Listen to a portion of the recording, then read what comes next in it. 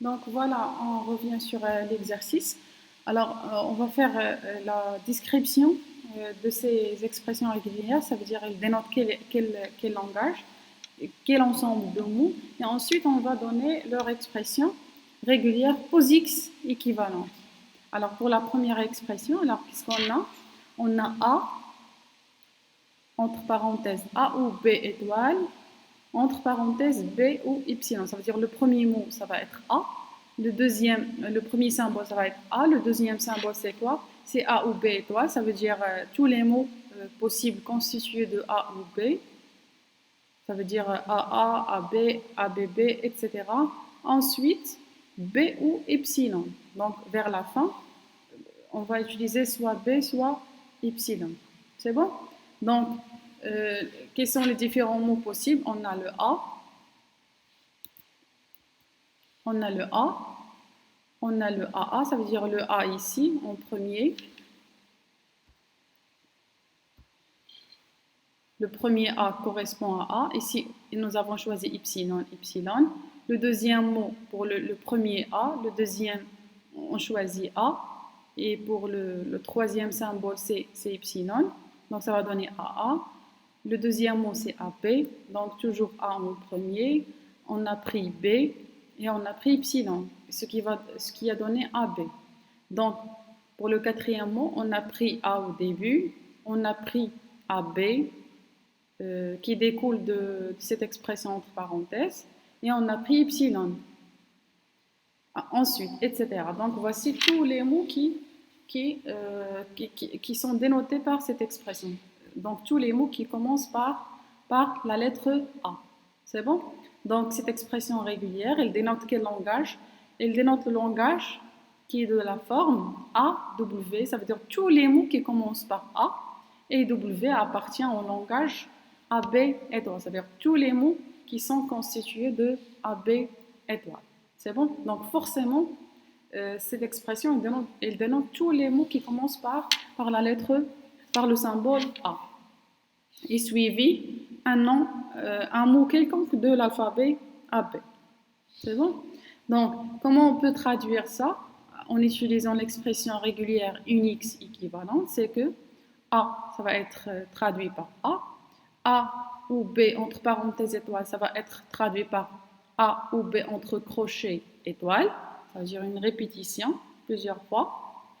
Et ensuite, on peut exprimer le fait qu'on a, vers la fin de chaque mot, on a soit B, soit epsilon, ce qui correspond à l'utilisation du symbole point d'interrogation. Ça veut dire 0 ou une fois. Ça veut dire on revient sur la signification du point d'interrogation. Regardez, ça se répète 0 ou une fois.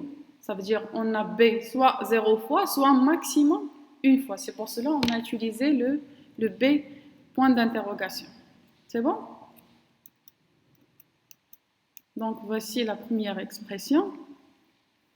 La deuxième expression, c'est AAA étoile. Ça veut dire quoi? Elle représente quel langage? Quel ensemble de mots? Elle représente? Oui? Elle représente quoi? Pour la deuxième expression, elle représente? L'étoile clinée de AA. De A à la puissance 3. L'étoile de Kleene sur A à la puissance 3. L'étoile clinée de AA. AAA. Oui, c'est l'étoile de Kleene sur A à la puissance 3. Ça veut dire qu'on doit soit epsilon. Donc, ici, soit epsilon, soit 3A, soit 3 fois 2A, ça fait 6A, soit 3 fois 3, ça fait 9A, etc. Donc, le langage décrit par cette expression, c'est le langage A à la puissance 3n. Ça veut dire A à la puissance 0, A à la puissance 3, A à la puissance 6, A à la puissance 9, etc. Donc, comment on peut traduire ça en utilisant une expression régulière de type POSIX? C'est que, entre parenthèses, c'est quoi? On fait A, mais le fois se répète 3 fois. Et la première répétition 3 fois, bien sûr, est l'étoile sur A, A, A, A. C'est bon? Donc, voici son expression POSIX équivalente. Madame? Oui. Pour le deuxième exemple, l'expression régulière POSIX, on peut faire 3A entre parenthèses et après étoile. Oui, oui, on peut le faire. Oui, oui. Oui, c'est correct. Oui, c'est correct. Oui, on peut le faire. D'accord, madame. Oui.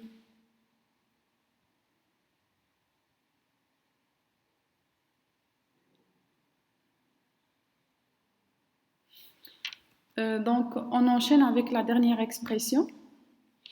La dernière expression, qu'est-ce qu'on a? A ou AB ou ABB étoile. Ça veut dire l'un des mots étoile. Donc, quels sont les mots décrits par cette expression? Ce sont les mots Y, A, AB, ABB, AA, etc. Alors, qu'est-ce que vous remarquez?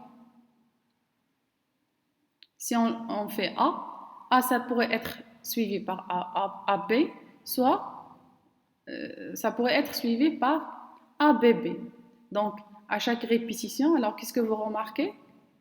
À chaque A, après chaque A, on a 2 B au plus. On ne pourra pas avoir 3 B par exemple.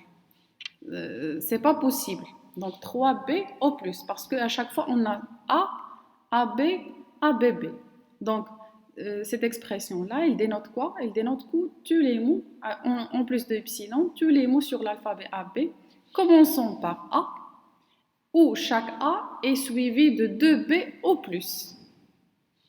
On ne pourra pas avoir plus, parce que ici, cette expression, ça veut dire la concaténation de ces trois expressions. Soit une seule concaténation, soit ou deux. Donc, A concaténé avec AB, ça va donner AAB.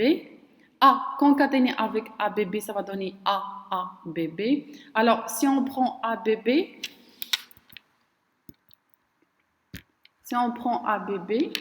la première occurrence ABB, on va la concaténer avec AB. On va la concaténer avec A. On va la concaténer cette fois-ci 2 fois ça. Donc, A, B, B, A, B, B. Donc, voici un exemple de mots qu'on a. Alors, qu'est-ce que vous remarquez? Toujours, tous les mots qui sont dénotés par cette expression, ils commencent toujours par A. Et chaque A, elle est suivie au maximum par 2 B, pas plus. Alors, comment on peut exprimer ça en utilisant les expressions POSIX? Madame? Oui. On peut dire aussi que le langage engendré, c'était que un langage qui contient A, union langage contient AB, union langage contient ABB, le tout étoile. Oui, c'est l'union ici, cette expression, oui. C'est l'union. Alors, ce petit morceau vertical, ça exprime l'union. Oui, c'est l'union.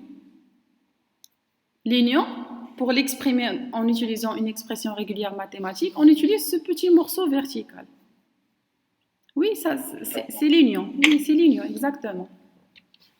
C'est bon? Donc voilà pour cet exercice, c'est juste pour vous montrer de faire la différence entre les expressions régulières mathématiques et les expressions régulières de type POSIX. Bien sûr, il y a plusieurs types. Par exemple, on a le sous-R. Donc vous pouvez trouver plusieurs expressions régulières. Donc on s'arrête là. On va découvrir un autre outil qui est très utile bien sûr dans la théorie des langages. Un autre moyen pour décrire quels sont les ensembles des mots acceptés qui appartiennent à un langage, on verra ça, on va découvrir ça dans la suite du cours.